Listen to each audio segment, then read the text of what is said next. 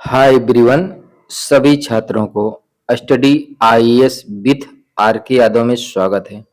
जैसा कि मैं आज UPSC IAS mains optional subject philosophy 2025 से क्वेश्चन ले रहा हूं। आज मेरा ये लक्ष्य है कि मैं 2025 पेपर फर्स्ट ऑप्शनल फिलॉसफी का पूरा कंप्लीट आंसर राइटिंग। अगर आपने फिलॉसफी के ए प्रश्नों को तैयार कर लिया तो आगामी मेंस लिखने में बहुत ही कारगर साबित होगा, क्योंकि फिलॉसफी एक ऐसा सब्जेक्ट है जो सबसे छोटा सब्जेक्ट है। आप इसको 3 महीने में पूरा कंप्लीट तैयार कर सकते हो। अगर आपने प्रीवियस ईयर्स के प्रश्नों को व्यवस्थित तरीके से तैयार कर लिया तो आपको यूपीएससी मेंस लिखने में कहीं से कोई कठिनाई नहीं होगी, बशर्ते सभी प्रश्नों को व्यवस्थित तैयार करना है। अब हम आगे चलने से पहले आपसे छोटी सी रिक्वेस्ट है, अगर आप हमारे चैनल पर नए हैं तो प्लीज इस चैनल को सब्सक्राइब करने के बाद बेल आइकन की घंटी को क्लिक करना न भूलें, ताकि जब भी मैं अगला वीडियो अपलोड करूं उसका नोटिफिकेशन आपके मोबाइल पर सबसे पहले पहुंचे। चलिए हम वीडियो को प्रारंभ करते हैं। सबसे पहले हम प्रश्नों पर चलते हैं। प्रश्न है, पहला प्रश्न है, इसमें A B C D E 5 प्रश्न पूछे जाते हैं। 150 शब्दों में आपको इनका उत्तर लिखना होता है। पहला प्रश्न है, प्रत्येक कालातीत तथा देशातीत है, प्लेटो के संदर्भ में इस कथन पर प्रकाश डालिए।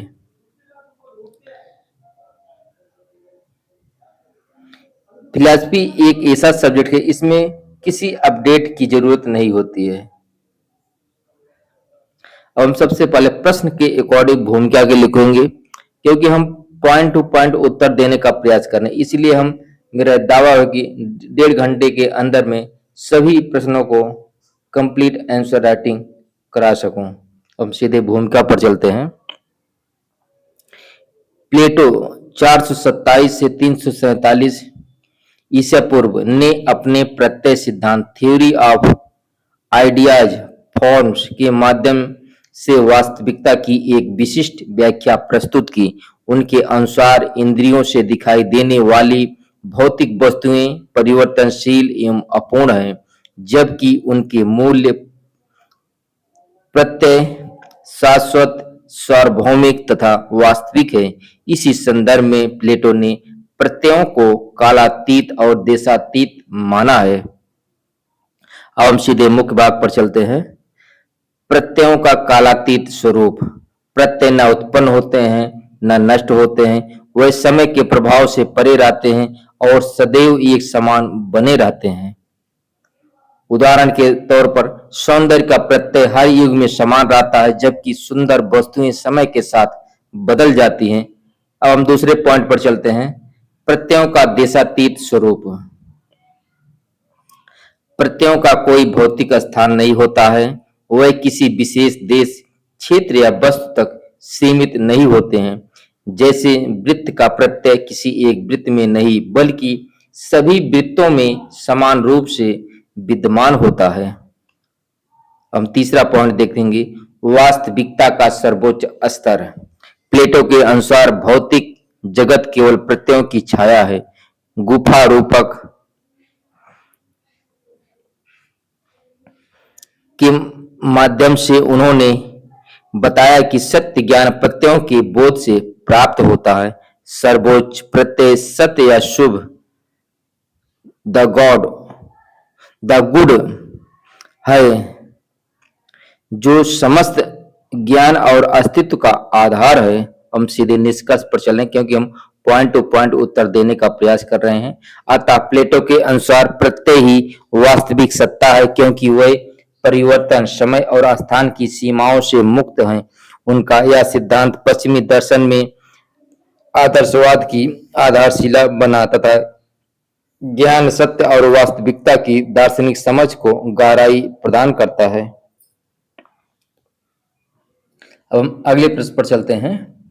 अनुभविक संसार में प्रत्येक वस्तु द्रव्य तथा आकार का संयुक्त रूप होती है। अरस्तु के संदर्भ में इस कथन का मूल्यांकन कीजिए। सबसे पहले हम प्रश्न के अनुसार बोन क्या लिखेंगे।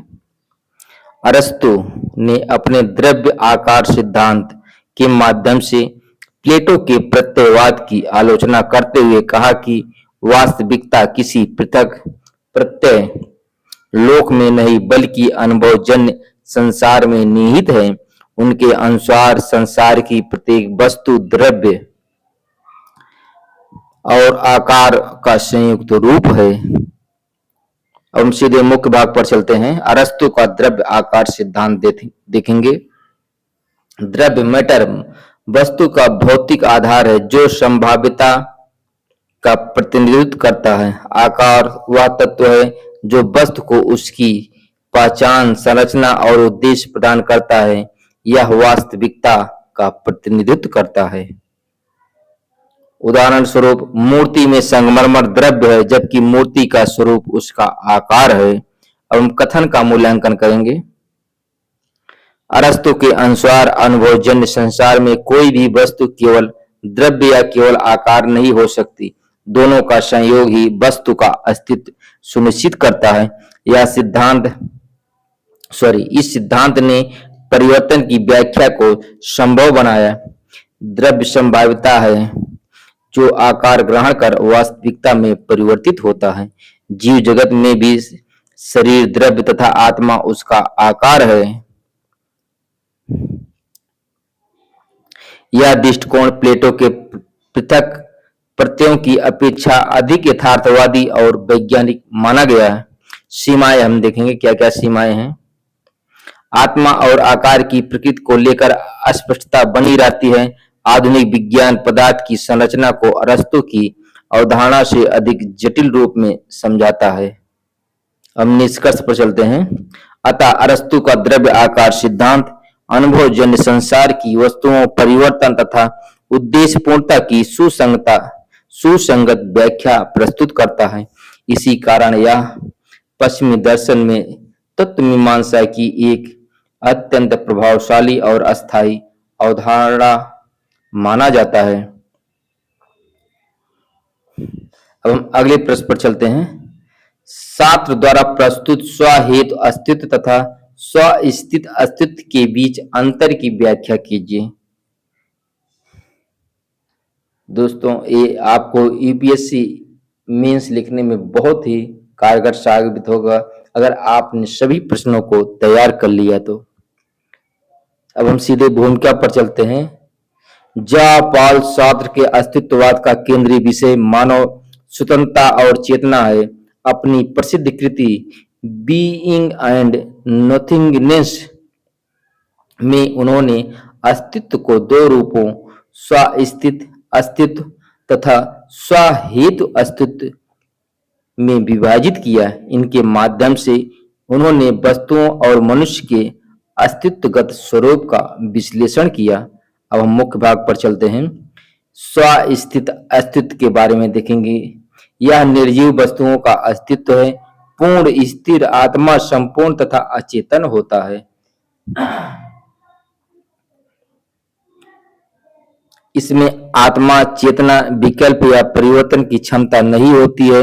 यह केवल जो है वही है। It is what it is. उदाहरण पत्थर, मेज, कुर्सी आदि। अब हम स्वहेतु अस्तित्व के बारे में देखेंगे। यह मनुष्य एवं चेतन सत्ता का अस्तित्व है। आत्मचेतन गतिशील तथा अपूर्ण होता है। इसमें स्वतंत्र चुनाव और आत्मनिर्माण की क्षमता होती है। मनुष्य जो है उसमें आगे बढ़कर जो बनना चाहता है उसकी ओर उन्मुख रहता है। यह शून्यता के माध्यम से स्वयं का अतिक्रमण करता है। अब हम प्रमुख अंतर देखेंगे। स्वस्थित अस्तित्व एवं स्वहेतु अस्तित्व में अंतर। अचेतन है जबकि यह चेतन है। यह स्थिर है एवं पूर्ण है, जबकि गतिशील एवं अपूर्ण है। तीसरा पॉइंट, स्वतंत्र का अभाव इसमें होता है, जबकि इसमें स्वतंत्रता से युक्त है। इसमें वस्तुओं का अस्तित्व है, जबकि इसमें मनुष्य का अस्तित्व होता है। जैसा है वैसा ही, जबकि स्वयं को निरंतर निर्मित करता है इसमें। अब हम सीधे निष्कर्ष पर चलते हैं। शास्त्र के अनुसार मनुष्य का अस्तित्व स्वहेतु अस्तित्व है, जो स्वतंत्रता, चुनाव और उत्तरदायित्व से परिभाषित होता है।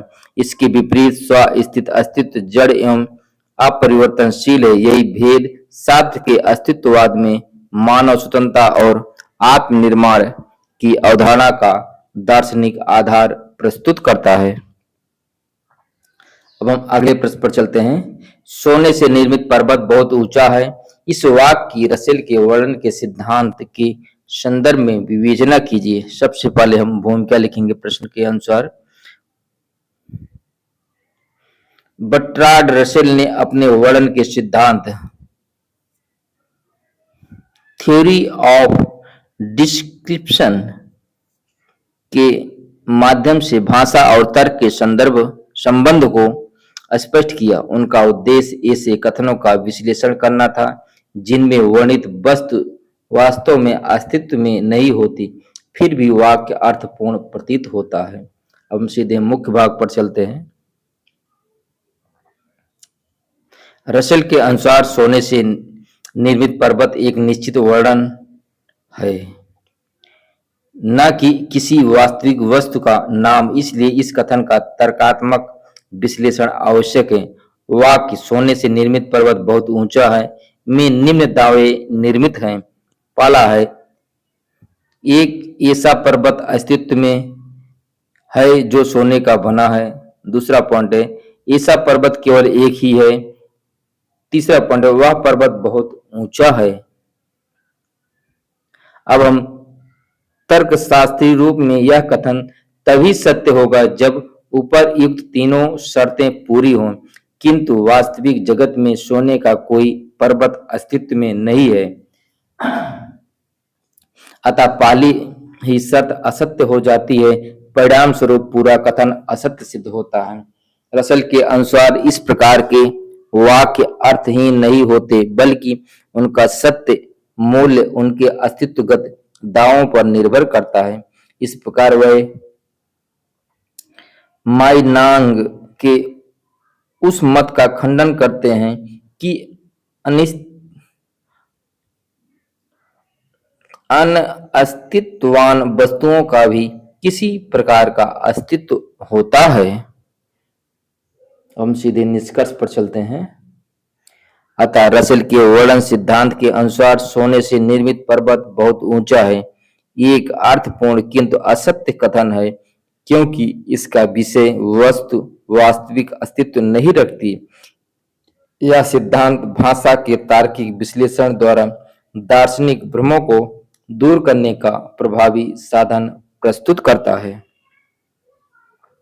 अब हम अगले प्रश्न पर चलते हैं। अगला प्रश्न है, कांट द्वारा प्रदत्त घटना प्रवृत्ति फेनोमेना तथा परमार्थ सतनोमेना के बीच विभेद को हेगेल किस प्रकार चुनौती देते हैं, विवेचना कीजिए। सबसे पहले हम भूमिका लिखेंगे। इमैनुएल कांट ने ज्ञान के क्षेत्र को घटना संवृत्ति तर्क सीमित माना तथा परमार्थ सत्य को मानव ज्ञान से परे बताया। हेगेल ने इस द्वैतवाद की आलोचना करते हुए कहा कि वास्तविकता अंततः बुद्धि द्वारा ज्ञेय है और ज्ञान तथा सत्ता में कोई अंतिम विभाजन नहीं है। अब हम सीधे मुख्य भाग पर चलते हैं। हेगेल द्वारा कांट के फेनोमेना नोमेना भेद की चुनौती निम्न प्रकार से प्रस्तुत होती है। पहला पॉइंट है, अज्ञेय परमार्थ सत्य का निषेध। हेगेल के अनुसार जिस वस्तु को पूर्णतः अज्ञेय कहा जाए उसके अस्तित्व का दावा भी निरर्थक हो जाता है। अतः नोमेना को ज्ञान से परे मानना विरोधाभासी है। हम अगला पॉइंट देखेंगे, वास्तविकता की तर्क संगतता।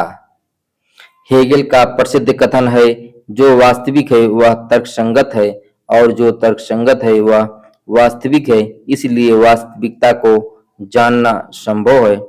तीसरा पॉइंट है द्वैतवाद का खंडन।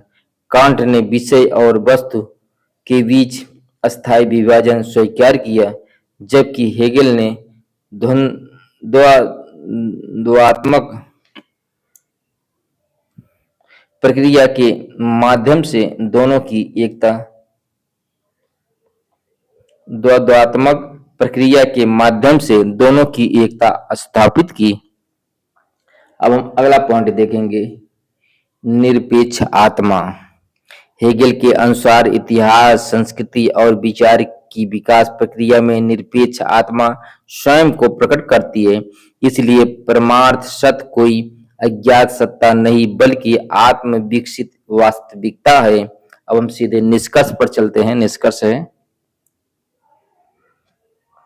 इस प्रकार हेगेल ने कांट के फेनोमेना और नोमेना के कठोर विभाजन को अस्वीकार करते हुए यह प्रतिपादित किया कि मानव बुद्धि द्वंद्वात्मक विकास के माध्यम से वास्तविकता के अंतिम स्वरूप को जान सकती है।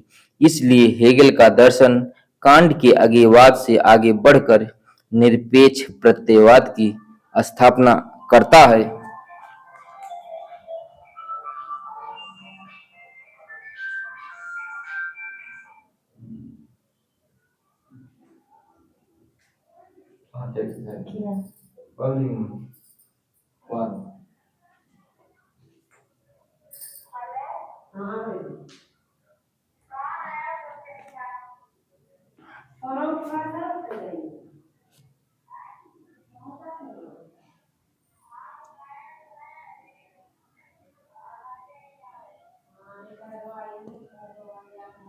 अगला प्रश्न है, बुद्धिवाद की मूल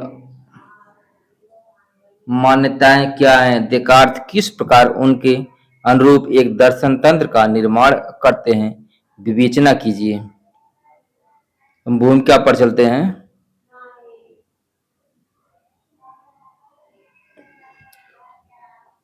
बुद्धिवाद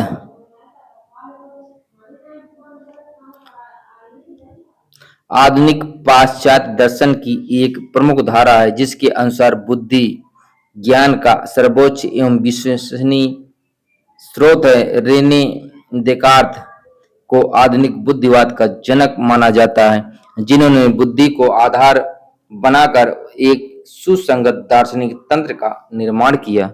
हम सीधे मुख्य भाग पर चलते हैं।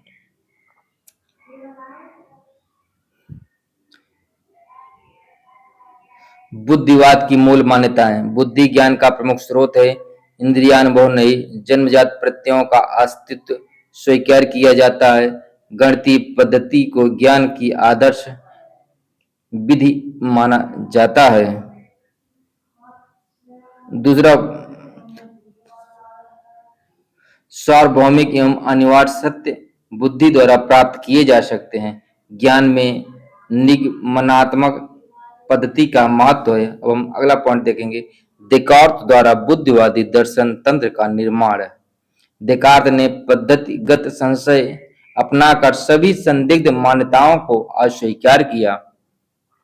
संशय की प्रक्रिया में उन्होंने कोगिटो इर्गो सम, मैं सोचता हूं अतः मैं हूं, को प्रथम निश्चित सत्य के रूप में स्थापित किया। उन्होंने स्पष्ट एवं विशिष्ट प्रत्ययों को सत्य का मानदंड माना। अब हम अगला पॉइंट देखें, ईश्वर के अस्तित्व को जन्मजात प्रत्यय एवं तर्क के आधार पर सिद्ध किया। ईश्वर को सत्य का गारंटर मानकर बाह्य जगत के अस्तित्व की पुष्टि की। अतः मन और पदार्थ के द्वैतवाद का प्रतिपादन किया। हम सीधे निष्कर्ष पर चलते हैं। इस प्रकार देकार्त ने बुद्धि, जन्मजात प्रत्ययों और निगमनात्मक तर्क को आधार बनाकर एक सुव्यवस्थित दार्शनिक तंत्र निर्मित किया। उनका दर्शन आधुनिक बुद्धिवाद की आधारशिला है, जिसने पश्चिमी दर्शन की दिशा को गहराई से प्रभावित किया। अब हम अगले प्रश्न पर चलते हैं। सभी परिच्छेदन गुण निषेधात्मक हैं। स्पिनोजा के संदर्भ में टिप्पणी कीजिए। हम सबसे पहले प्रश्न के अनुसार भूमिका लिखेंगे, क्योंकि हम पॉइंट टू पॉइंट उत्तर देने का प्रयास कर रहे हैं। अगर हम विस्तार से समझाएंगे तो इस सभी प्रश्नों को हल करने में कम से कम 3 से 4 घंटे लग जाएंगे। इसलिए हम सीधे, हमारा लक्ष्य है कि हम 1.5 घंटे में सभी प्रश्नों को पॉइंट टू पॉइंट उत्तर देने का कोशिश करें। स्पिनोजा के दर्शन का आधार एकत्ववाद मोनिज्म है, जिसके अनुसार संपूर्ण विश्व एक ही अनंत द्रव्य अर्थात ईश्वर अथवा प्रकृति की अभिव्यक्ति है। इस संदर्भ में उनका प्रसिद्ध कथन है, ओमनिज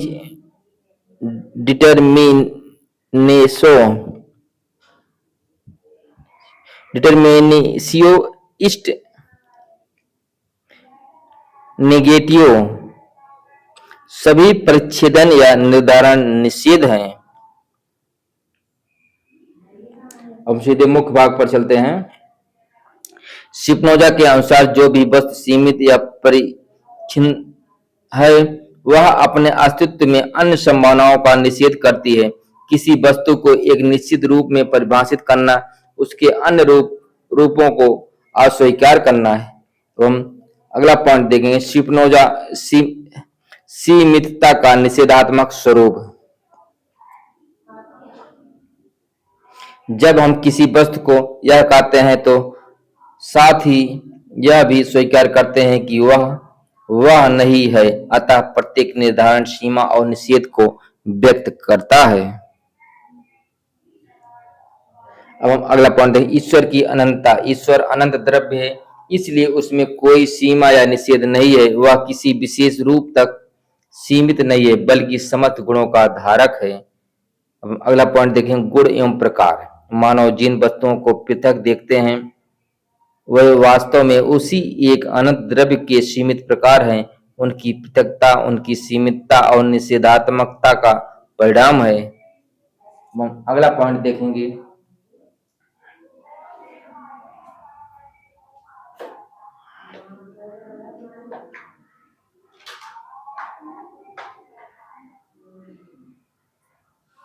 दार्शनिक महत्व।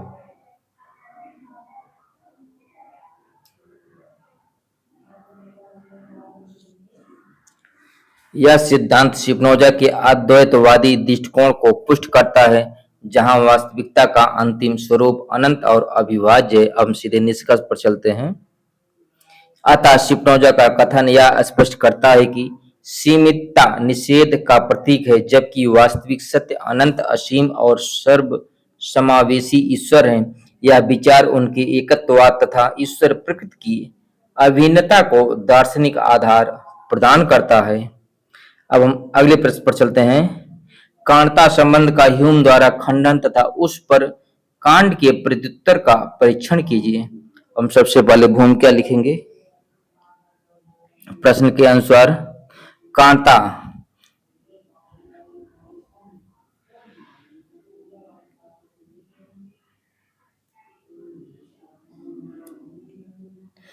कैजुएशन दर्शन का एक मूलभूत सिद्धांत है, जिसके अनुसार प्रत्येक घटना का कोई न कोई कारण होता है। डेविड ह्यूम ने कांटता की अनिवार्यता पर प्रश्न चिन्ह लगाया, जबकि इमैनुएल कांट ने इसका प्रत्युत्तर देकर ज्ञान मीमांसा में नई दिशा प्रदान की। अब हम सीधे मुख्य भाग पर चलते हैं। ह्यूम द्वारा कांटता संबंध का खंडन। ह्यूम अनुभववादी थे। उनके अनुसार समस्त ज्ञान अनुभव से प्राप्त होता है।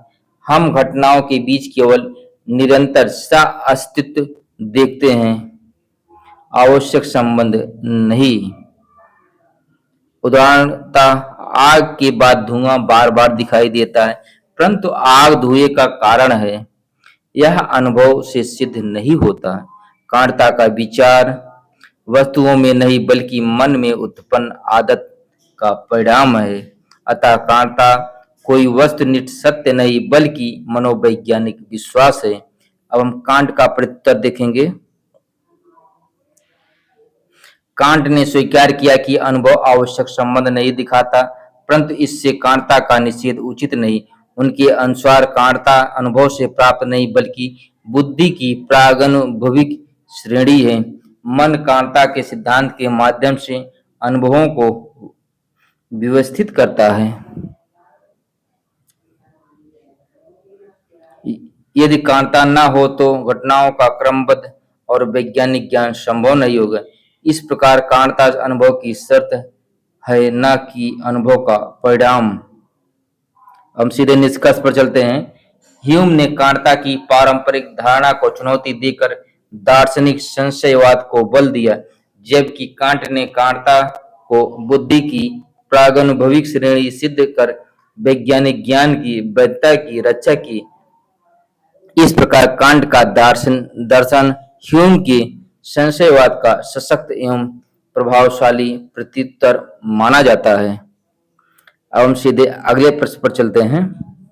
हमें एक ऐसी आदर्श भाषा जो अपना अर्थ तथ्यों से प्राप्त करती हो तथा जिसका सुनिश्चित तार्किक आकार हो की ओर नहीं देखना चाहिए, वरन हमें अनुभववादी परिप्रेक्ष्य से उन तरीकों को देखना चाहिए जिनसे भाषा वास्तविक रूप में प्रयोग में लाई जाती है। इस कथन के संदर्भ में विटगेन्स्टाइन के पूर्ववर्ती विचारों से उनके उत्तरवर्ती विचारों की ओर पारगमन की व्याख्या कीजिए। सबसे पहले बच्चों, प्रश्न को समझने का प्रयास करने का, क्या प्रश्न में क्या पूछ रहा है उसके अनुसार उत्तर देने का। अब हम सबसे पहले भूमिका पर चलते हैं। लुडविग विटगेन्स्टाइन के दर्शन को सामान्यतः दो चरणों पूर्ववर्ती तथा उत्तरवर्ती में विभाजित किया जाता है। प्रारंभिक चरण में वे आदर्श भाषा और तार्किक संरचना पर बल देते हैं, जबकि उत्तरवर्ती चरण में भाषा के वास्तविक प्रयोग को अर्थ का आधार मानते हैं।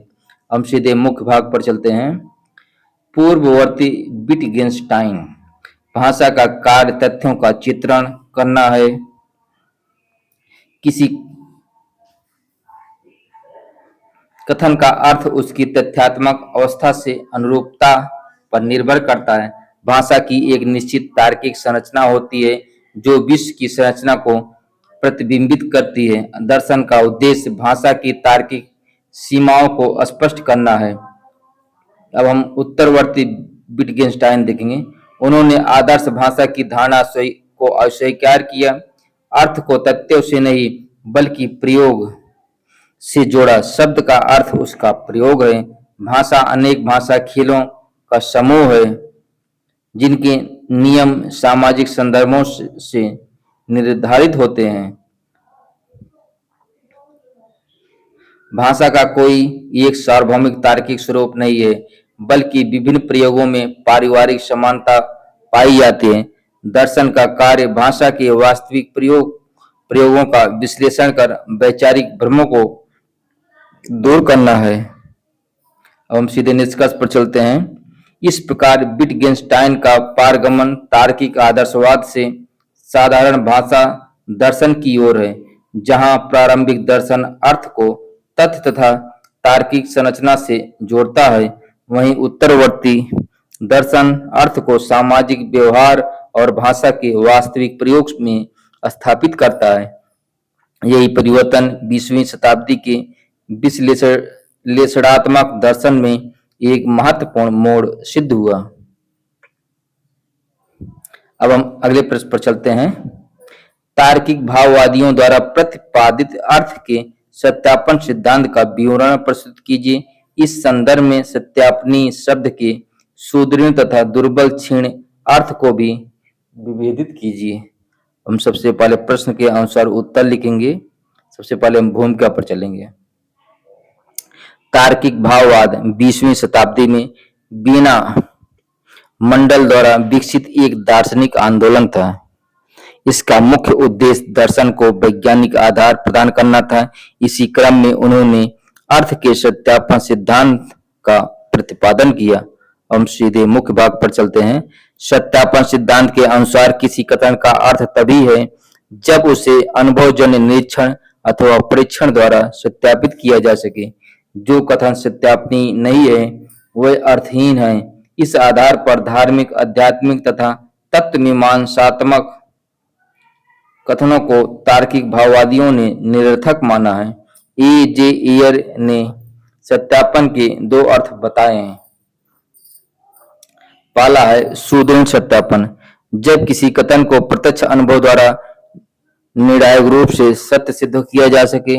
उदाहरण, यह मेज भूरी है। समस्या यह है कि सार्वभौमिक वैज्ञानिक नियमों का इस प्रकार पूर्ण सत्यापन संभव नहीं है। अब हम अगला पॉइंट देखेंगे, दुर्बल क्षीण सत्यापन।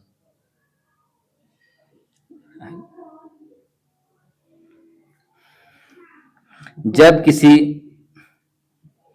कथन के पक्ष में अनुभवजन्य साक्ष्य उपलब्ध हो, भले ही पूर्ण एवं निर्णायक सत्यापन संभव न हो। उदाहरण स्वरूप, सभी धातुएं गर्म करने पर फैलती हैं। यह वैज्ञानिक कथनों को अर्थपूर्ण बनाए रखने हेतु प्रस्तुत किया गया।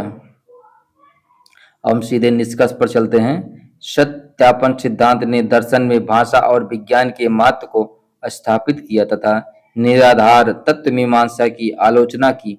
यद्यपि इसकी कठोरता की आलोचना हुई, फिर भी विश्लेषणात्मक दर्शन और भाषा दर्शन के विकास में इसका महत्वपूर्ण योगदान रहा। अब हम अगले प्रश्न पर चलते हैं। नीला संवेदना की एक वस्तु है तथा हरा दूसरी तथा चेतना जो दोनों संवेदनाओं में विद्यमान है उन दोनों से भिन्न है।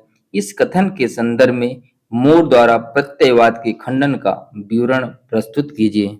हम सबसे पहले भूमिका लिखेंगे।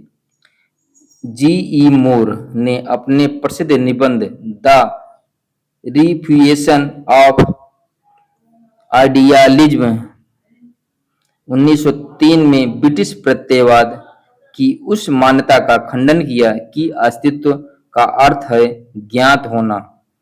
उन्होंने सामान्य बुद्धि यथार्थवाद का समर्थन करते हुए चेतना और उसके विषय में स्पष्ट भेद स्थापित किया। हम सीधे मुख्य भाग पर चलते हैं। मूर ने प्रत्ययवादियों के सूत्र अनुभूत होना ही अस्तित्व है की आलोचना करते हुए कहा कि किसी संवेदना में दो भिन्न तत्व होते हैं। पहला है चेतना, जानने या अनुभव करने की क्रिया। दूसरा है विषय वस्तु, जैसे नीला, हरा आदि गुण। मूर के अनुसार नीला और हरा संवेदना की भिन्न भिन्न वस्तुएं हैं, जबकि उन्हें जानने वाली चेतना दोनों में समान रहती है। अतः चेतना और उसके विषय को एक मानना तार्किक भूल है। उन्होंने तर्क दिया कि जब हम नीले का अनुभव करते हैं तो नीलापन स्वयं चेतना नहीं बल्कि चेतना का विषय है। यदि चेतना और विषय एक ही होते तो विभिन्न वस्तुओं का ज्ञान संभव नहीं होता। इस प्रकार प्रत्ययवाद द्वारा विषय और ज्ञाता के अभेद का सिद्धांत असंगत सिद्ध होता है। अब हम निष्कर्ष पर चलते हैं। अतः मूर ने चेतना तथा उसके विषय के बीच वास्तविक भेद स्थापित कर प्रत्ययवाद की मूल मान्यता का खंडन किया। उनका विश्लेषण आधुनिक यथार्थवाद की आधारशिला बना और दर्शन को सामान्य बुद्धि आधारित वस्तुनिष्ठ जगत की स्वीकृति की ओर अग्रसर किया। हम अगले प्रश्न पर चलते हैं। मैं सोचता हूं इस विषय पर हर्शल की व्याख्या देकार्त की व्याख्या से किस प्रकार भिन्न है, समालोचनात्मक विवेचना कीजिए। तो हम पहले प्रश्न के अनुसार उत्तर देने का प्रयास करेंगे। सबसे पहले हम भूमिका पर चलते हैं। देकार्त का प्रसिद्ध कथन कोगिटो इर्गो सम, मैं सोचता हूं इसलिए मैं हूं, आधुनिक दर्शन का आधार माना जाता है। हर्शल ने इस अवधारणा को स्वीकार करते हुए भी उसकी नई व्याख्या प्रस्तुत की और उसे प्रत्ययवाद का आधार माना, फेनोमेनोलॉजी का आधार माना। अब हम सीधे मुख्य भाग पर चलते हैं। देकार्त की व्याख्या। देकार्त के अनुसार संदेह की प्रक्रिया में मैं एक सत्य निर्विवाद रहता है। प्रक्रिया में एक सत्य निर्विवाद रहता है। मैं सोचता हूँ इससे एक स्वतंत्र आत्मनिष्ठ एवं द्रव्य रूप अहं का अस्तित्व सिद्ध होता है। आत्मा को एक स्वायत्त विचारशील सत्ता माना गया है।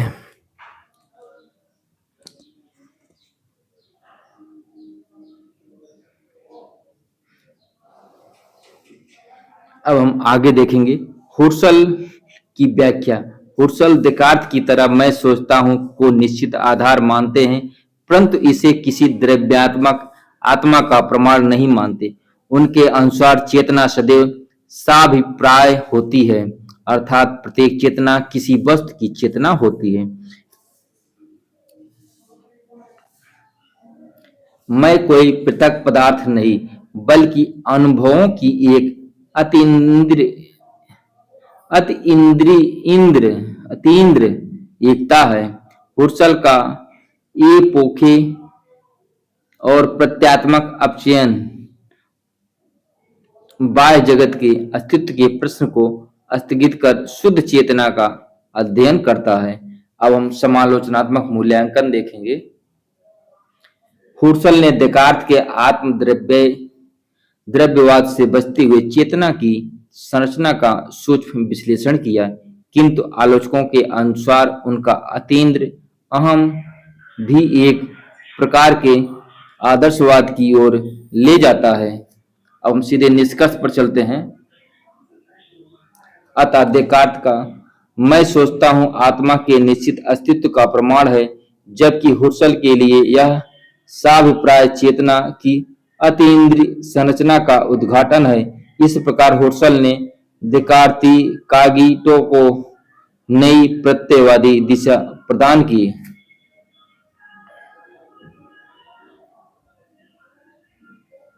अगले प्रश्न पर चलते हैं। चाहे अनुभव की अवस्था किसी भी प्रकार की हो, हमारे परिपूर्ण तंत्र में हम किसी भी वाक्य के सत्य को प्रतिज्ञापित कर सकते हैं, जब तक कि हम अन्यत्र समायोजन सामंजस्य करने के लिए तैयार हों।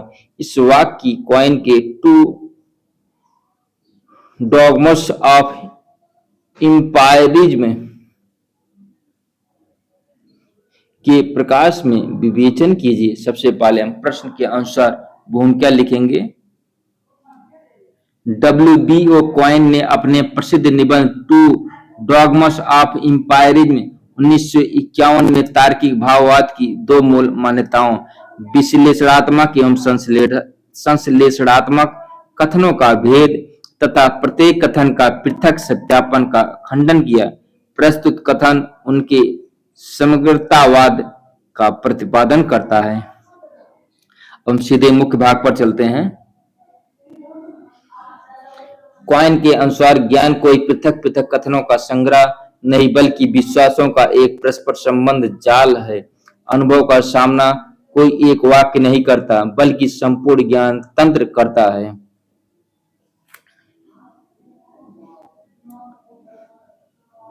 अतः यदि कोई अनुभव किसी कथन के प्रतिकूल प्रतीत हो, तो आवश्यक नहीं कि उसी कथन को त्याग दिया जाए। हम तंत्र के अन्य भागों में संशोधन करके उस कथन को बनाए रख सकते हैं। इस प्रकार कोई भी कथन, यहाँ तक कि तर्क और गणित के नियम भी सिद्धांता संशोधन से परे नहीं है।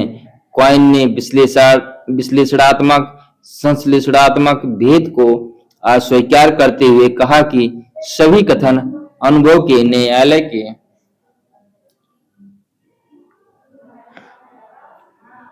समझ समान रूप से उपस्थित होते हैं। केवल इतना अंतर है कि कुछ कथन ज्ञान तंत्र के केंद्र में होते हैं और उन्हें बदलना कठिन होता है, जबकि परिधि कथनों में संशोधन अपेक्षाकृत सरल होता है। समालोचनात्मक दृष्टि से क्वाइन का समग्रतावाद विज्ञान की गतिशीलता और सिद्धांत परिवर्तन को समझने में प्रभावी है, किंतु आलोचकों का मत है कि इससे सत्य और अर्थ की निश्चितता कमजोर पड़ती है तथा विश्लेषणात्मक सत्य की विशिष्टता का पर्याप्त स्पष्टीकरण नहीं मिलता है। अब हम सीधे निष्कर्ष पर चलते हैं। प्रश्न के अनुसार इस प्रकार कॉइन के अनुसार किसी भी वाक्य का सत्य उसके पृथक सत्यापन पर नहीं बल्कि संपूर्ण विश्वास तंत्र में उसके स्थान पर निर्भर करता है। प्रस्तुत कथन अनुभववाद की पारंपरिक धारणाओं के विरुद्ध उनके समग्रतावादी दृष्टिकोण का सार प्रस्तुत करता है। हम सीधे प्रश्न पर चलते हैं। बर्कले ने नाम मात्रवाद के सिद्धांत तथा उनके द्वारा अमूर्त प्रत्ययों के खंडन की व्याख्या कीजिए। हम सबसे पहले प्रश्न के अनुसार भूमिका लिखेंगे।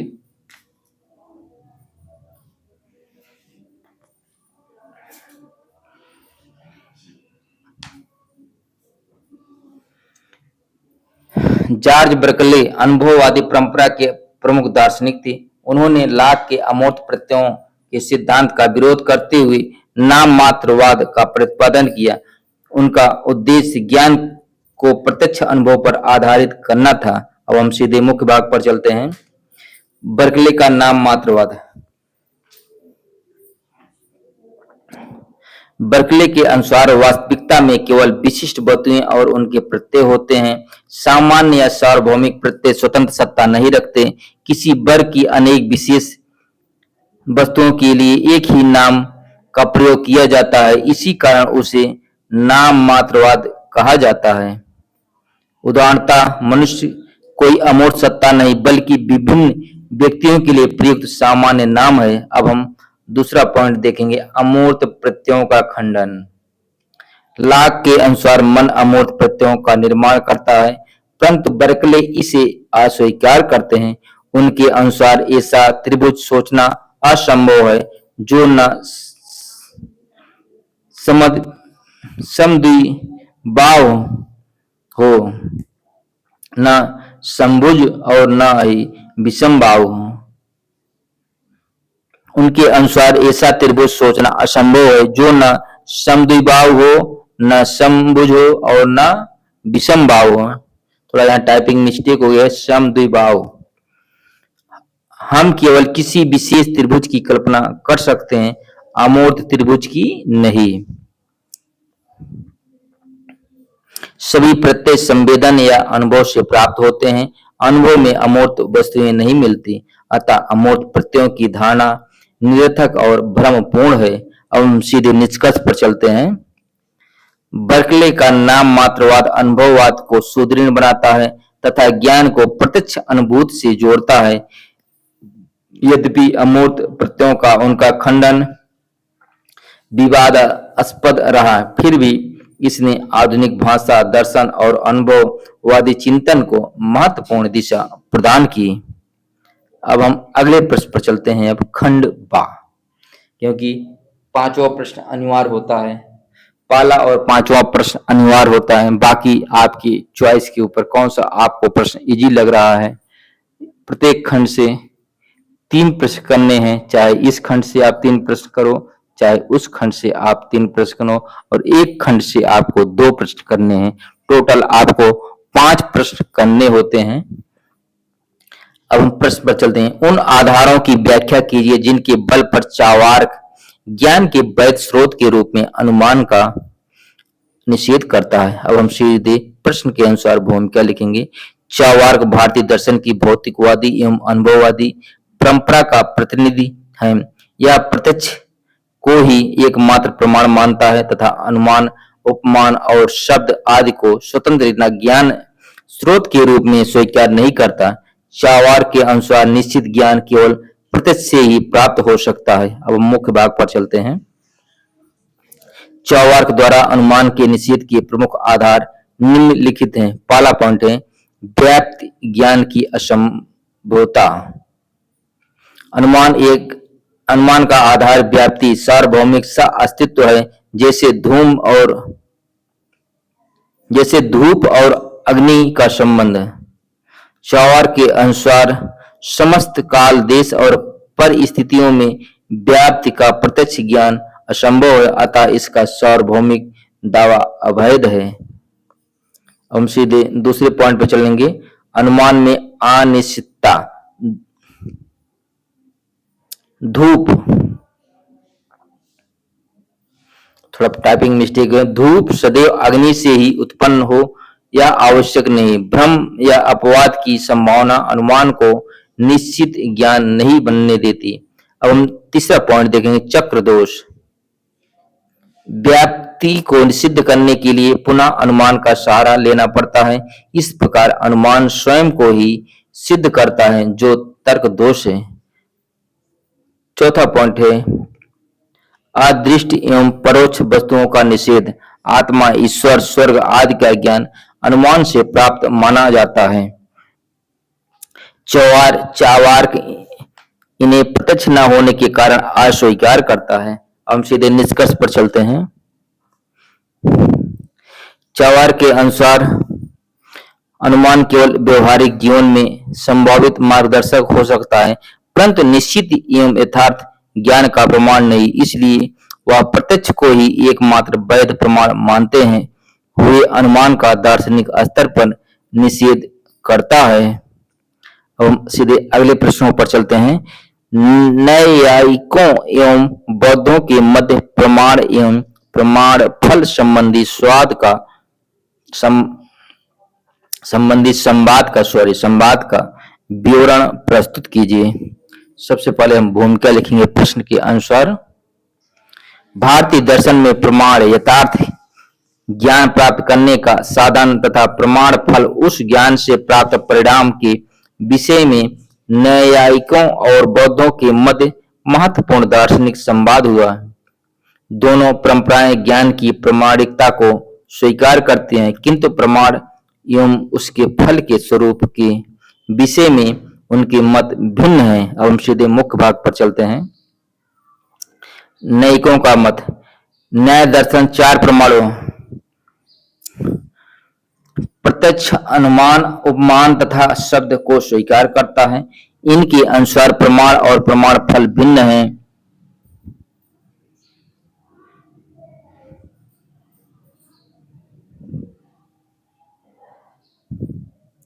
प्रमाण वह साधन है जिससे यथार्थ ज्ञान उत्पन्न होता है, जबकि प्रमाण फल उस ज्ञान से उत्पन्न होने वाली प्रवृत्ति, निर्वृत्ति अथवा वस्तु की प्राप्ति है।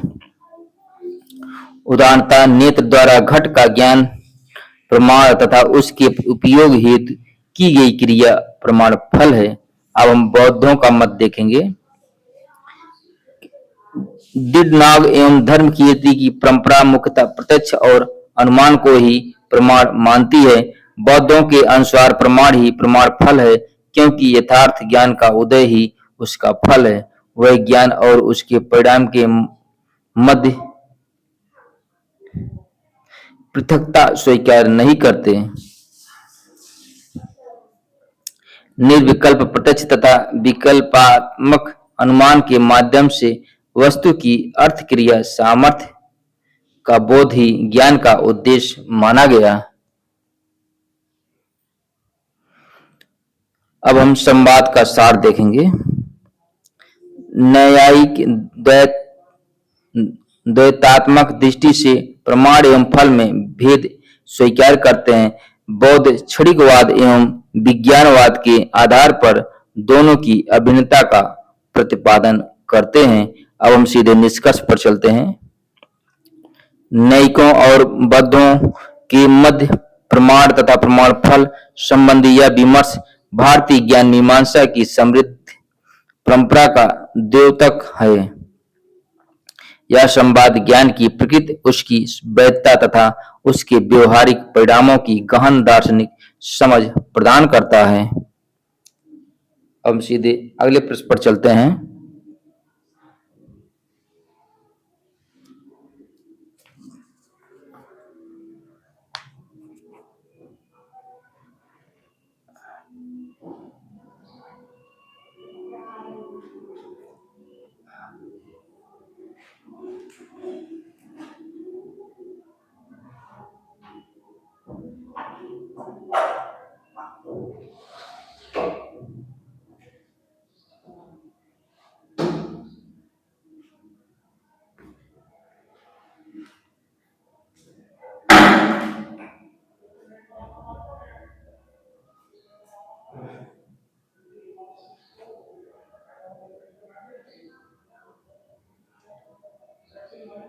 अगला प्रश्न है, शास्त्रीय भारतीय दर्शन में स्वतः प्रमाणवाद तथा प्रतः प्रमाणवाद के सिद्धांतों के मध्य विभेद के प्रमुख बिंदुओं को रेखांकित कीजिए। अब हम प्रश्न के अनुसार भूमिका लिखेंगे। भारतीय ज्ञान मीमांसा में ज्ञान की प्रामाणिकता के संबंध में दो प्रमुख सिद्धांत प्रतिपादित किए गए हैं, स्वतः प्रमाणवाद तथा प्रतः प्रमाणवाद। दोनों के मध्य मुख्य अंतर ज्ञान की सत्यता एवं उसकी पुष्टि के आधार को लेकर है। अब हम सीधे मुख्य भाग पर चलते हैं। स्वतः प्रमाणवाद, ज्ञान की प्रमाणिकता स्वयं उसी में निहित होती है। ज्ञान उत्पन्न होते ही प्रमाण माना जाता है। ज्ञान स्वभावतः सत्य है, भ्रांति अपवाद स्वरूप है। प्रमाण के लिए किसी अन्य ज्ञान या साधन की आवश्यकता नहीं होती है। पूर्व मीमांसा, अद्वैत वेदांत तथा सांख्य दर्शन इसके समर्थक हैं। यह सिद्धांत अनवस्था दोष से बचाता है। अब हम प्रतः प्रमाणवाद देखेंगे।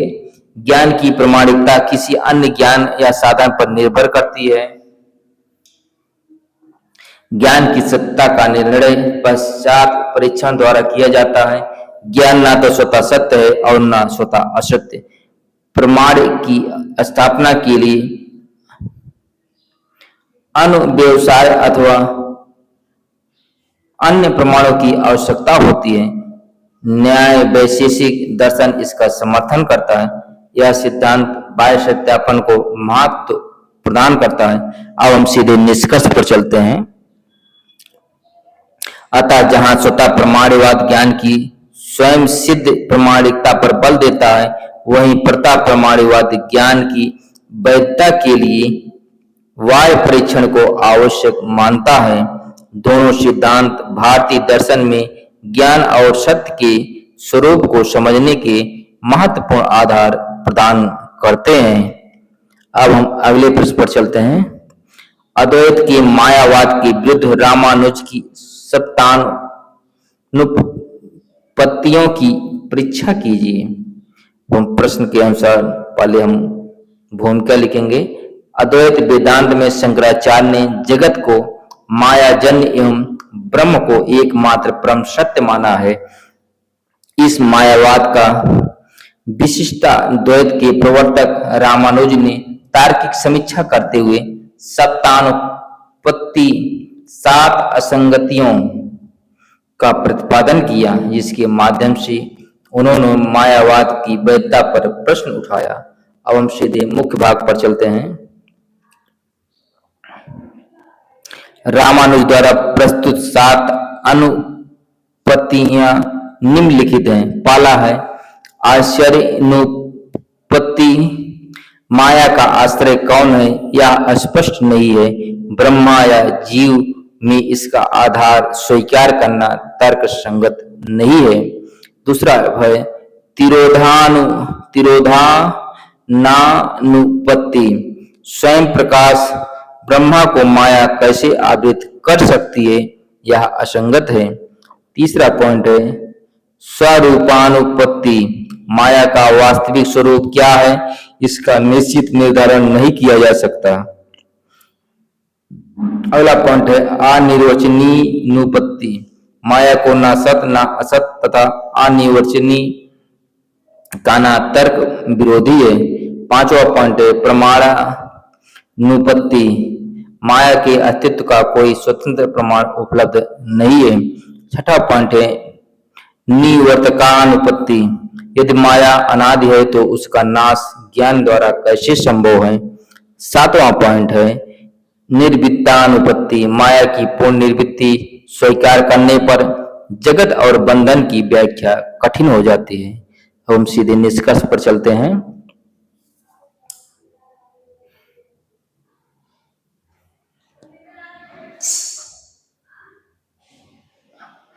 इस प्रकार रामानुज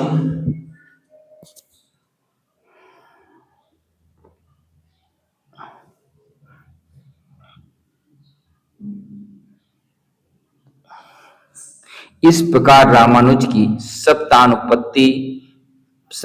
सप्तानुपत्तियां अद्वैत के मायावाद की एक सशक्त आलोचना प्रस्तुत करती हैं। यद्यपि अद्वैताचार्यों ने इनके समाधान का प्रयास किया, तथापि यह विवाद भारतीय दर्शन में अद्वैत और विशिष्टाद्वैत के मध्य दार्शनिक संवाद का महत्वपूर्ण आधार बना हुआ है। अब हम अगले प्रश्न पर चलते हैं। न्याय वैशेषिकों के कारणता के सिद्धांत की व्याख्या प्रस्तुत कीजिए। प्रश्न के अनुसार हम पहले भूमिका लिखेंगे। न्याय वैशेषिक दर्शन भारतीय यथार्थवादी परंपरा का प्रतिनिधित्व करता है। यह कार्य कारण संबंध को वस्तुगत एवं वास्तविक मानते हुए असत कार्यवाद का समर्थन करता है, जिसके अनुसार कार्य अपने उत्पन्न होने से पूर्व कारण में विद्यमान नहीं रहता, बल्कि उत्पादन के समय नवीन रूप से उत्पन्न होता है। हम सीधे मुख्य भाग पर चलते हैं।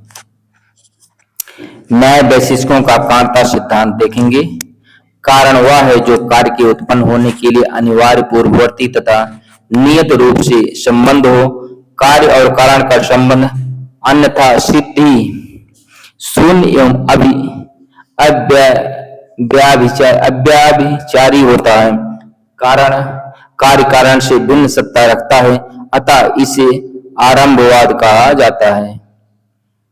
हम कारण के प्रकार देखेंगे। समवायी कारण, जो कार्य में ना भाव रूप से विद्यमान रहता है, जैसे वस्त्र का समवायी कारण धागे हैं। दूसरा पॉइंट है असमवायी कारण, जो समवायी कारण में स्थित होकर कार्य का कारण बनता है, जैसे धागों का रंग वस्त्र के रंग का असमवायी कारण है। तीसरा पॉइंट है निमित्त कारण, जो कार्य की उत्पत्ति में प्रेरक या कर्ता का कार्य करता है, जैसे बुनकर वस्त्र का निमित्त कारण है। अब हम विशेषताएं देखेंगे, क्या क्या विशेषताएं हैं। कारण कार्य से पूर्ववर्ती होता है। कारण और कार्य में नियत एवं सार्वभौमिक संबंध होता है। कार्य का उत्पन्न होना अनेक कारणों के सहयोग पर निर्भर करता है।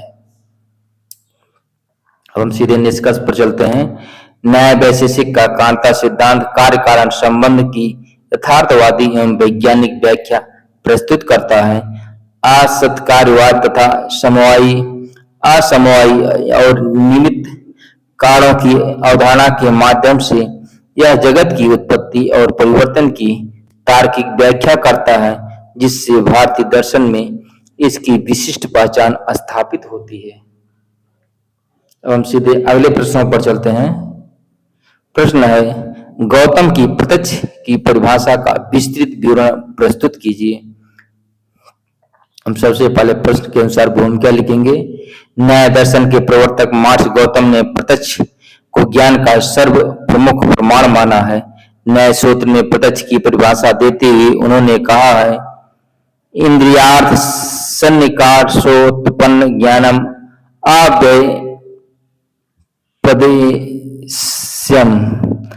अव्याभिचारी व्यवसायात्मकम प्रत्यक्षम। यह परिभाषा प्रत्यक्ष ज्ञान की प्रकृति और उसकी विशेषताओं को स्पष्ट करती है। हम सीधे मुख्य भाग पर चलते हैं।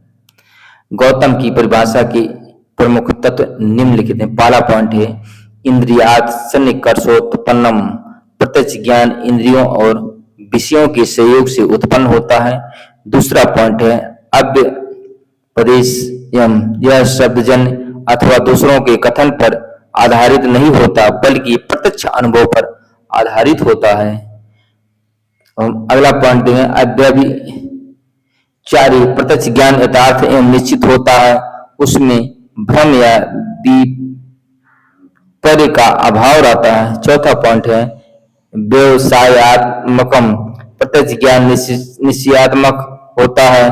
बाद के न्यायिकों ने इसके आधार पर प्रत्यक्ष को निर्विकल्पक तथा सविकल्पक दो प्रकारों में विभाजित किया है। अगला पॉइंट है प्रत्यक्ष के प्रकार, हम देखेंगे।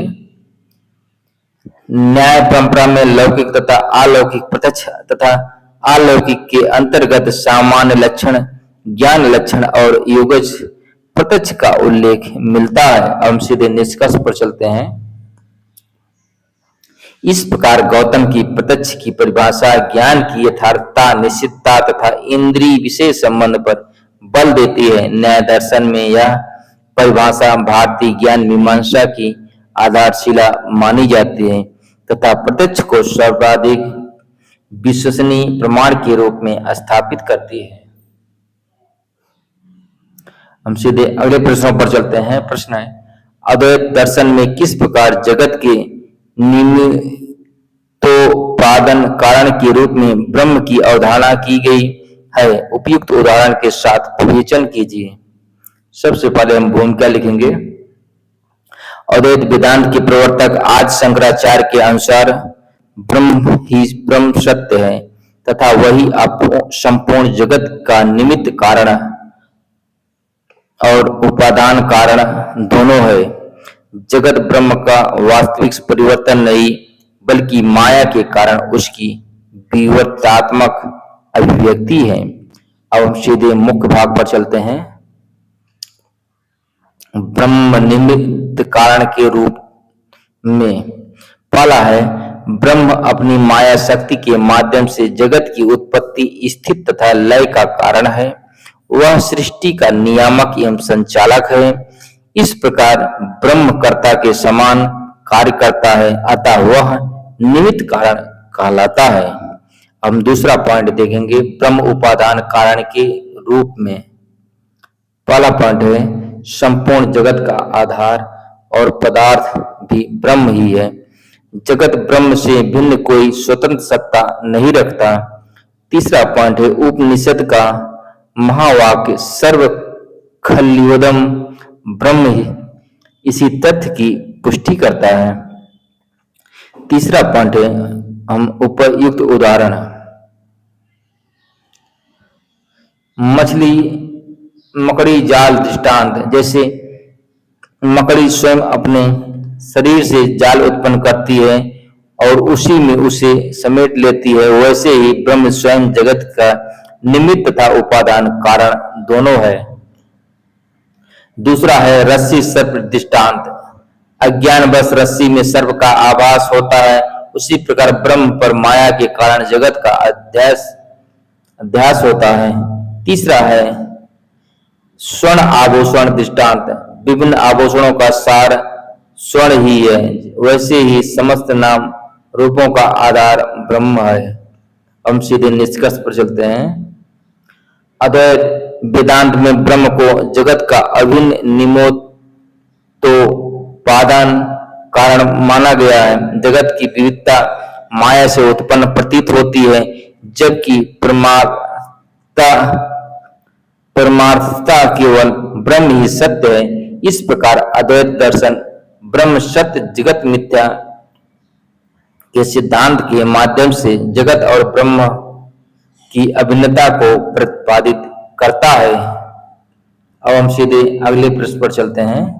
अभाव के स्वरूप एवं इसके ज्ञान के संदर्भ में भट्ट एवं प्रभाकर मीमांसकों के बीच संवाद का विवेचन कीजिए। सबसे पहले हम प्रश्न के अनुसार भूमिका लिखेंगे। पूर्व मीमांसा दर्शन में अभाव, अनुपस्थिति के स्वरूप तथा उसके ज्ञान के साधन को लेकर भट्ट एवं प्रभाकर मतों में महत्वपूर्ण मतभेद पाया जाता है। यह विवाद मुख्यतः इस प्रश्न से संबंधित है कि अभाव एक स्वतंत्र सत्ता है, यह केवल भाव का निषेध तथा उसका ज्ञान किस प्रकार प्राप्त होता है। अब हम सीधे मुख्य भाग पर चलेंगे। भट्ट मीमांसकों का मत देखेंगे। कुमारिल भट्ट के अनुसार अभाव एक स्वतंत्र पदार्थ है। इसका ज्ञान प्रत्यक्ष या अन्य प्रमाणों से नहीं बल्कि अनुपलब्धि नामक स्वतंत्र प्रमाण द्वारा होता है। जब उपयुक्त परिस्थितियों में कोई वस्तु उपलब्ध नहीं होती तब उसके अभाव का ज्ञान उत्पन्न होता है। उदाहरणार्थ भूमि पर घट नहीं है का ज्ञान अनुपलब्धि से प्राप्त होता है। अतः भट्ट मत में अभाव की वस्तुगत सत्ता तथा अनुपलब्धि प्रमाण दोनों स्वीकार किए गए हैं। अगला है प्रभाकर मीमांसकों का मत। प्रभाकर के अनुसार अभाव कोई पृथक पदार्थ नहीं बल्कि वस्तु के न होने का बोध मात्र है। वह अनुपलब्धि को स्वतंत्र प्रमाण नहीं मानते। अभाव का ज्ञान प्रत्यक्ष के माध्यम से अधिष्ठान के ज्ञान से ही प्राप्त हो जाता है। इसलिए पृथक सत्ता एवं पृथक प्रमाण की आवश्यकता नहीं है। अब हम सीधे निष्कर्ष पर चलते हैं। इस प्रकार भट्ट और प्रभाकर मीमांसकों का विवाद भारतीय ज्ञान मीमांसा में अभाव की सत्ता एवं उसके ज्ञान के साधन, उसके ज्ञान के साधनों की भिन्न व्याख्याओं को प्रकट करता है। जहां भट्ट मत अभाव को स्वतंत्र सत्ता एवं अनुपलब्धि प्रमाण स्वीकार करता है, वहीं प्रभाकर मत इसे पृथक सत्ता न मानकर प्रत्यक्ष ज्ञान का ही एक पक्ष मानता है। हम सीधे अगले प्रश्न पर चलते हैं। शंकर सांख्य दर्शन को अपना प्रधान मल्ल क्यों मानते हैं? सांख्य दर्शन के विरुद्ध उनके तर्कों का परीक्षण कीजिए। हम सबसे पहले भूमिका लिखेंगे प्रश्न के अनुसार। आज शंकराचार्य ने अद्वैत वेदांत की स्थापना करते हुए सांख्य दर्शन को अपना प्रधान मल्ल मुख्य प्रतिद्वंदी माना, क्योंकि दोनों दर्शन मोक्ष, आत्मा तथा जगत की व्याख्या करते हैं, परंतु उनके मूल सिद्धांतों में गहरा मतभेद है। अब हम सीधे मुख्य भाग पर चलते हैं। शंकर द्वारा सांख्य को प्रधान मल्ल मानने के कारण देखेंगे। पहला पॉइंट है, सांख्य उस समय अत्यंत प्रभावशाली एवं तर्क प्रधान दर्शन था। दोनों दर्शनों का उद्देश्य दुख निवृत्ति और मोक्ष है, किंतु साधन एवं तत्व मीमांसा भिन्न है।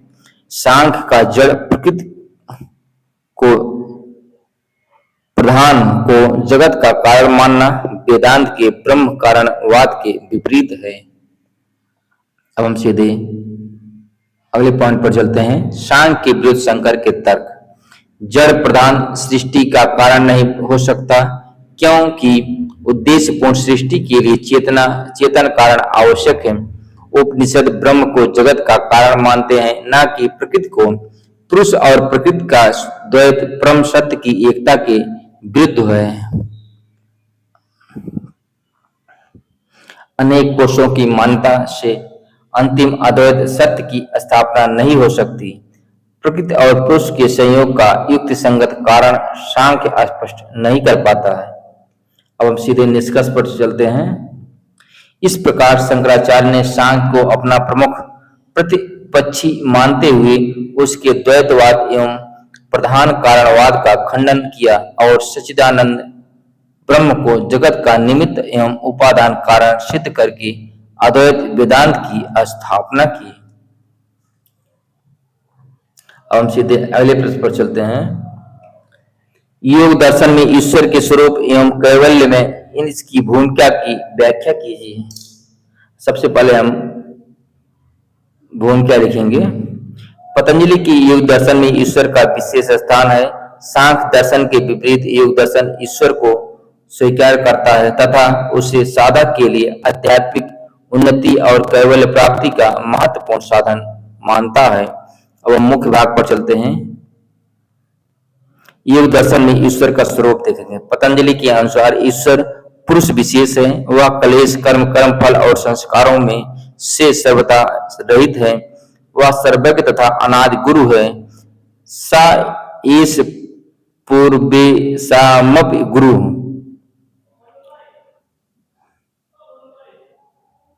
उसका वाचक ओम प्रणव है, जिसके जप एवं ध्यान से चित्त की एकाग्रता प्राप्त होती है। ईश्वर जगत का उपादान कारण नहीं बल्कि साधकों के लिए आदर्श एवं मार्गदर्शक सत्ता है। अब हम अगले पॉइंट पर चलते हैं। कैवल्य में ईश्वर की भूमिका देखेंगे। ईश्वर प्राणिधान योग के नियमों में सम्मिलित है तथा समाधि की प्राप्ति का प्रभावी साधन है। ईश्वर के प्रति समर्पण से चित्त विक्षेप, राग द्वेष तथा अहंकार का क्षय होता है। इससे चित्त की शुद्धि एवं एकाग्रता बढ़ती है और समाधि की अवस्था सुलभ होती है। योग सूत्र के अनुसार ईश्वर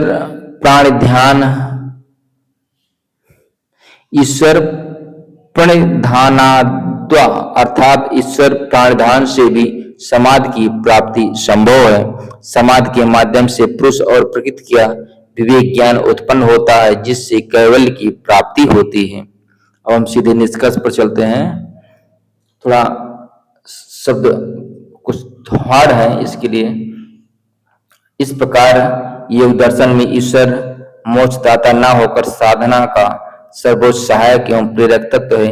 ईश्वर प्रणिधान द्वारा चित्त शुद्धि और विवेक ज्ञान की प्राप्ति होती है, जो अंततः कैवल्य का मार्ग प्रशस्त करती है। अब हम सीधे अगले प्रश्नों पर चलते हैं। क्या जैन दर्शन बहुतत्ववादी एवं यथार्थवादी है? आलोचनात्मक विवेचना कीजिए। सबसे पहले हम प्रश्न के अनुसार भूमिका लिखेंगे। जैन दर्शन भारतीय आस्तिकेतर परंपरा का एक प्रमुख दर्शन है। यह जगत को अनेक स्वतंत्र द्रव्यों से निर्मित मानता है तथा वस्तुओं के वास्तविक अस्तित्व को स्वीकार करता है। इसलिए इसे बहुतत्ववादी एवं यथार्थवादी दर्शन माना जाता है। अब हम सीधे मुख्य भाग पर चलते हैं। जैन दर्शन का बहुतत्ववाद। जैन दर्शन के अनुसार जगत छह द्रव्यों जीव, पुद्गल, धर्म, अधर्म, आकाश तथा काल से निर्मित है। प्रत्येक द्रव्य स्वतंत्र, अनादि और नित्य है। जीवों की बोलता तथा कर्म सिद्धांत भी इसके बहुतत्ववादी स्वरूप को पुष्ट करते हैं। अब हम जैन दर्शन का यथार्थवाद देखेंगे। जैन मत बाह्य जगत एवं वस्तुओं के वास्तविक अस्तित्व को स्वीकार करता है। द्रव्य, गुण और प्राय वस्तु के वास्तविक पक्ष हैं। अनेकांतवाद तथा स्यादवाद के माध्यम से वस्तु के बहुआयामी स्वरूप का प्रतिपादन किया गया है। अब हम आलोचनात्मक विवेचना देखेंगे। अनेकांतवाद सत्य की सापेक्षता को स्पष्ट कर सहिष्णु दृष्टिकोण प्रदान करता है, किंतु विरोधियों के अनुसार स्यादवाद अत्यधिक सापेक्षतावाद उत्पन्न कर निश्चित ज्ञान की संभावना को कमजोर करता है। अद्वैत वेदांत जैन बहुतत्ववाद की अपेक्षा परम सत्य की एकता पर बल देता है। हम सीधे निष्कर्ष पर चलते हैं। अतः जैन दर्शन मूलतः बहुतत्ववादी एवं यथार्थवादी है। अनेकांतवाद के माध्यम से यह वस्तु की बहुआयामी वास्तविकता का समन्वित प्रतिपादन करता है। यद्यपि इसकी सापेक्षतावादी प्रवृत्ति पर कुछ दार्शनिक आपत्तियां भी की गई हैं। अब हम सीधे नेक्स्ट प्रश्न पर चलते हैं। वेदांत दर्शन में प्रस्तुत बिंब प्रतिबिंबवाद की अवधारणा की उसकी मोक्ष शास्त्रीय महत्व सहित विवेचना कीजिए। सबसे पहले हम प्रश्न के अनुसार भूमिका लिखेंगे। अद्वैत वेदांत में जीव और ब्रह्म के संबंध की व्याख्या हेतु परम पादाचार्य तथा विवरण परंपरा द्वारा बिंब प्रतिबिंबवाद प्रतिपादित किया गया। इसके अनुसार ब्रह्मा मूल सत्ता है तथा अविद्या या अंत कारण में प्रतिबिंबित चैतन्य जीव कहलाता है। हम सीधे मुख्य भाग पर चलते हैं। बिंब शुद्ध निरुपाधिक एवं सर्वव्यापक ब्रह्म है, जबकि प्रतिबिंब सीमित कर्ता भोक्ता रूप जीव है। जैसे दर्पण में सूर्य का प्रतिबिंब सूर्य से भिन्न प्रतीत होते हुए भी उससे अभिन्न होता है, वैसे ही जीव और ब्रह्म में तात्विक भेद नहीं है। हम अगला पॉइंट देखेंगे। जीव की सीमितता उपाधियों अविद्या मन बुद्धि के कारण है, न कि उसके वास्तविक स्वरूप के कारण। यह सिद्धांत महावाक्य तत्वमस की व्याख्या में सहायक है तथा जीव ब्रह्मा एक को स्पष्ट करता है। अब हम मोक्ष शास्त्रीय महत्व देखेंगे। मोक्ष किसी नवीन अवस्था की प्राप्ति नहीं बल्कि अविद्या निवृत्ति द्वारा अपने ब्रह्म स्वरूप का साक्षात्कार है। आत्मज्ञान से जीव की कर्तृत्व भोक्तृत्व की भ्रांति समाप्त हो जाती है। इस प्रकार जीव अपने वास्तविक स्वरूप अर्थात शुद्ध चैतन्य ब्रह्म का अनुभव करता है, जिसे जीव मुक्ति कहा जाता है। हम सीधे निष्कर्ष पर चलते हैं। बिंब प्रतिबिंबवाद अद्वैत वेदांत में जीव ब्रह्म संबंध की प्रभावी व्याख्या प्रस्तुत करता है तथा यह प्रतिपादित करता है कि ज्ञान द्वारा अविद्या के नाश से जीव अपनी ब्रह्म रूपता का बोध कर मोक्ष प्राप्त करता है। अब हम सीधे अगले प्रश्न पर चलते हैं।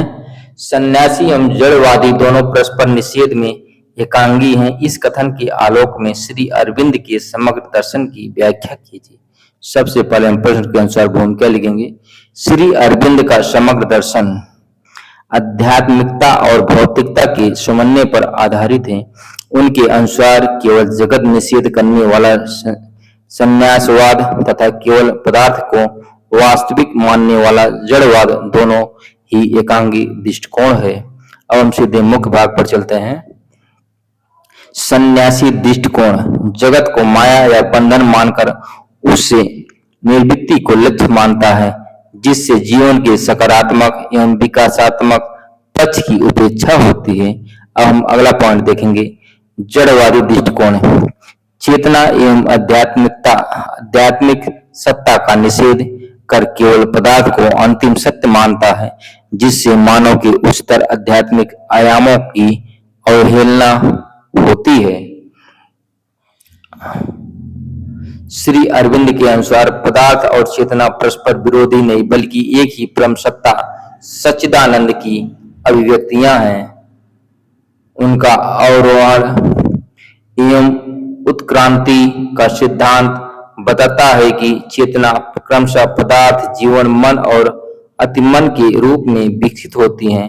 इसलिए उनका समग्र योग संसार से पलायन नहीं बल्कि जीवन के दिव्यीकरण का मार्ग है। हम सीधे निष्कर्ष पर चलते हैं। इस प्रकार श्री अरविंद का समग्र दर्शन संन्यासवाद और जड़वाद के मध्य समन्वय स्थापित करते हुए यह प्रतिपादित करता है कि मानव जीवन का लक्ष्य जगत का निषेध नहीं बल्कि उसमें दिव्य चेतना की पूर्ण अभिव्यक्ति है।